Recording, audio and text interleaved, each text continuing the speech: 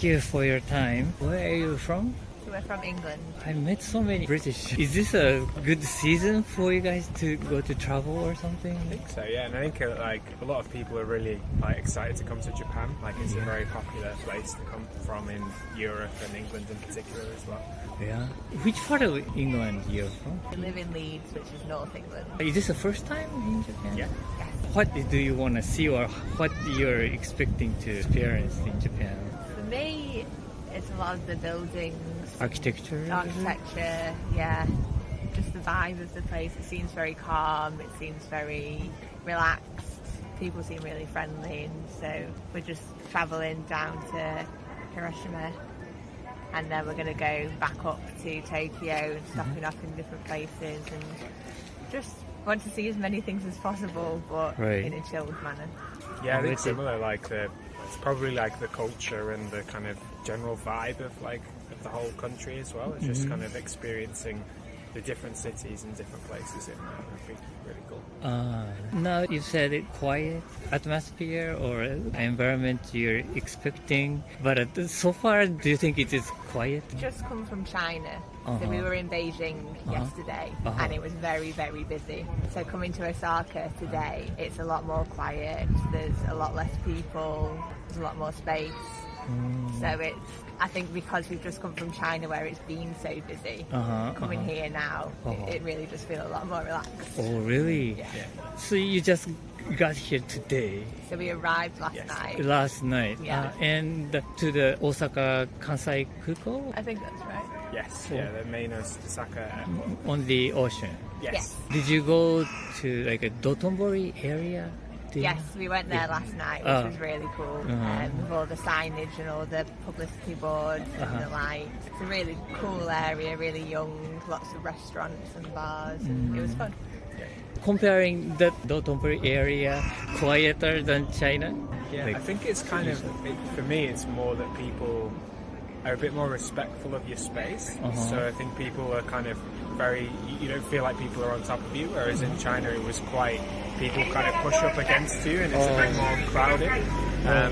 So I feel like here everyone's more respectful of your personal space as well. So even if there is a lot of people, you're not like squishing up and having to push through crowds. Everyone kind of has their own space and it's easier to move around.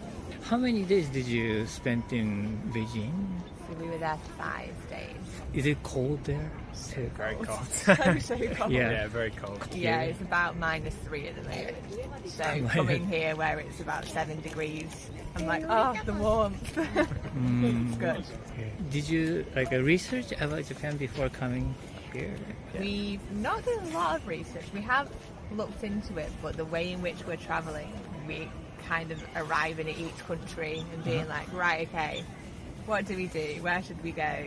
Getting recommendations from people. We organised our route. Well, we're still not really confirmed which direction and exactly where we're going to places, but the way in which we're doing it is kind of very day by day. So have you ever encountered difficulties in Japan?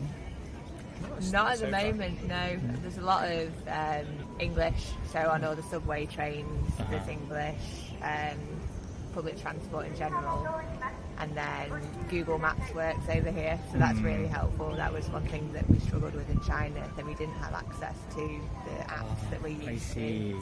So we use Google Maps over here.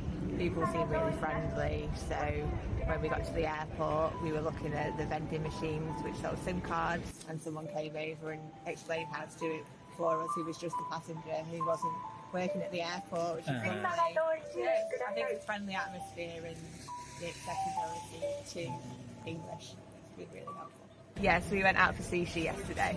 It's quite interesting because so sushi over here, it's a lot of raw fish on top of rice, whereas in the UK, a lot of the sushi is rolls, so like maki rolls or Futomaki? Yeah, futomaki. Yeah, it's just kind of different. So what I was expecting sushi to be like in Japan was the British version.